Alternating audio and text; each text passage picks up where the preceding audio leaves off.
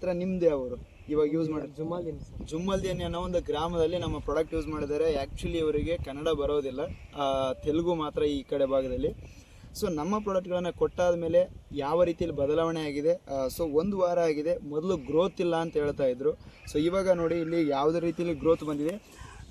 Just ಇದು 45 ದಿನದ ಬೆಳೆ ಇದೆ ಸ್ನೇಹಿತರೆ. ಸೊ ನಾನು ನಿಮ್ಗೆ ಹೇಳೋದೊಂದು ಏನಪ್ಪ ಅಂತಂದರೆ, ವೆಸ್ಟೀಜ್ ಪ್ರಾಡಕ್ಟ್ಗಳನ್ನು ಯೂಸ್ ಮಾಡೋದ್ರಿಂದ ಅದ್ಭುತವಾಗಿ ಗ್ರೋತಿಂಗ್ ಬರುತ್ತೆ, ಚೆನ್ನಾಗಿ ಡೆವಲಪಿಂಗ್ ಆಗುತ್ತೆ. ಸೊ ಇದನ್ನು ಯಾವ ಕಾರಣಕ್ಕೆ కొడద్రి స్ప్రే చేశారు? ఎందుకు స్ప్రే చేశారు దీన్ని? ఏం బాగుంటుందని చేసినాం. గ్రోత్ రావడానికి బాగుంటుందని. ఇప్పుడు ಡಿಫ್ರೆನ್ಸ್ మీకు ಕನ್ಫ್ಯೂಷನ್ ಸ್ನೇಹಿತರೆ, ಈ ವ್ಯಕ್ತಿ ಹೇಳ್ತಾ ಇರೋದು ಏನಪ್ಪ ಅಂತಂದರೆ, ಮೊದಲು ಗ್ರೋತ್ ಇಲ್ಲ ಅಂತೇಳಿ ನಮ್ಮ ಹತ್ರ ಸ್ಪ್ರೇ ತಗೊಂಡಿದ್ರು. ಅದಕ್ಕೆ ನಾವೇನು ಮಾಡಿದ್ವಿ, ಗೋಲ್ಡನ್ನು ಕೊಟ್ಟಿದ್ವಿ, ಅದ್ರ ಜೊತೆ 82 ಕೊಟ್ಟಿದ್ವಿ, 2.5 ಎಕರೆ.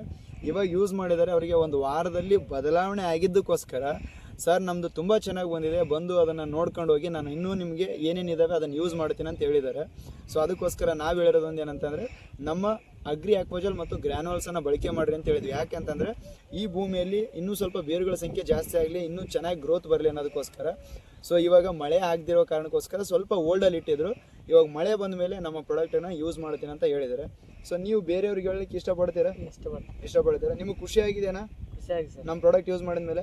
ಸೊ ರೈತರಲ್ಲಿ ನಗುಮುಖವನ್ನು ನೋಡೋದೇ ಒಂದು ದೊಡ್ಡ ಒಂದು ಯಶಸ್ಸು. ಏನಕ್ಕಂತಂದರೆ, ರೈತರು ಕಷ್ಟಪಟ್ಟು ದುಡ್ಡು ಖರ್ಚು ಮಾಡ್ತಾ ಇರ್ತಾರೆ, ಬಟ್ ಆದರೆ ಜಾಸ್ತಿ ಖರ್ಚಿನ ತಕ್ಕಂತೆ ಫಲ ಬರಲ್ಲ. ಬಟ್ ಇಲ್ಲಿ ನಮ್ಮದು ಯಾವ ರೀತಿಲಿ ಬಂದಿದೆ ನೀವು ನೋಡ್ರಿ, ಟೋಟಲ್ ಹೊಲಗಳನ್ನೆಲ್ಲ ತೋರಿಸ್ತಾರೆ. ಸೊ ಎಲ್ಲ ಗ್ರೀನಲ್ಲಿ ಬಂದಿದೆ, ಒಂದು ಎಲೆನೂ ಸಹಿತ ಹಳದಿ ಬಣ್ಣ ಇಲ್ಲ. ಯಾಕೆ ಅಂತಂದರೆ, ನಮ್ಮ 82 ಮತ್ತು ಗೋಲ್ಡನ್ನು ಬಳಕೆ ಮಾಡಿರ್ತಕ್ಕಂಥ ಒಂದು ರಿಸಲ್ಟ್. ಎಲ್ರಿಗೂ ಧನ್ಯವಾದ. ಸೊ ನಮ್ಮ ವೆಸ್ಟೀಜ್ ಪ್ರಾಡಕ್ಟ್ನ ಬಳಕೆ ಮಾಡೋಣ, ರೈತರ ಖರ್ಚನ್ನು ಕಡಿಮೆ ಮಾಡಿಸೋಣ. Thank you so much and wish you well.